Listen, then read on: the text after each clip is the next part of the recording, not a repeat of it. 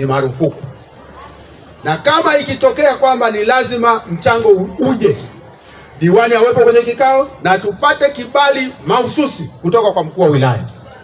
Vinyume na hivyo tunaitukanisha serikali na wananchi hawa. Mheshimiwa Rais ana nia njema kusema elimu bure, elimu bila malipo, sio bure, elimu bila malipo.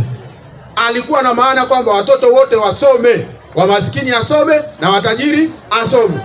Sasa hii inakuja hapa katikati hapa Abu Juma, sijasikia hii, lakini kwenye shule zingine nimeletewa stories za ajabu sana. Mwalimu anauza biskuti, mwalimu anauza ubuyu, mwalimu anauza kashata. Mwanafunzi anayenunua kwake ndiye rafiki, asiyenunua anafinywa. Hata darasani haulizi swali. Hiyo kitu nimeipata kwenye shule zingine. Sasa huo ni uonevu. Ndugu zangu, hapo tunaonea nini? Watu. Walimu hapa Abu Juma hamna kesi kama hiyo. Kwa hiyo msije mkasema ni Abu Juma. Nasema nimeletewa shule fulani na nishamwelekeza afisa elimu kata aende. Na juzi kuna mwalimu mmoja shule nyingine sitaki kuitaja, ni mjamzito, anapiga watoto mgongoni huko. Nimeshamwelekeza afisa elimu kata, nenda zungumza na huyo mwanamke, kama hali yake ya mimba inamsumbua sana apewe likizo mapema, aende akatunze mimba. Mbona mnacheka? Mnamfahamu nini? Mnamfahamu? Haya. Kwa hiyo tumeelewana kwenye agenda hizi mbili. Sasa kwenye ufaulu, baada ya kuwapeleka hawa study tour, wakirudi tukajua changamoto, lile linalowahusu wazazi tutaitisha kikao.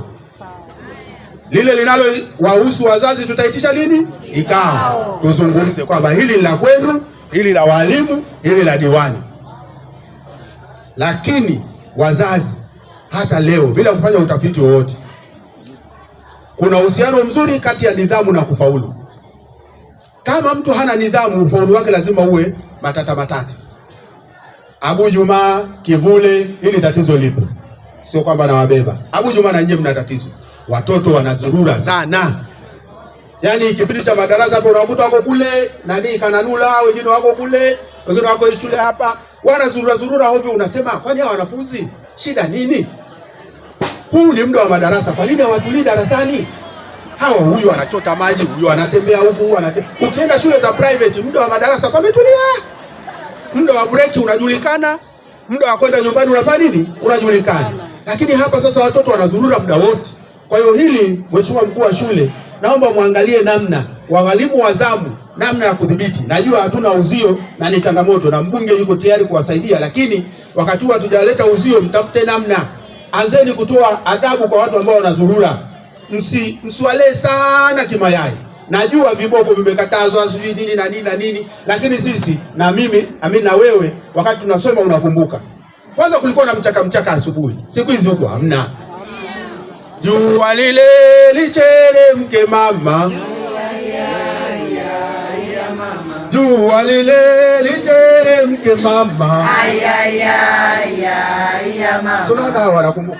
Haya yote ilikuwa shuleni asubuhi. Uongo kweli? Kweli. Zaina mtoto wa Kipare. Unajua. Hatari sana. Abu Juma oye! Sasa yale mambo yamepotea. Sasa hivi mtoto unakuta saa 5 ndo anaenda shule yuko.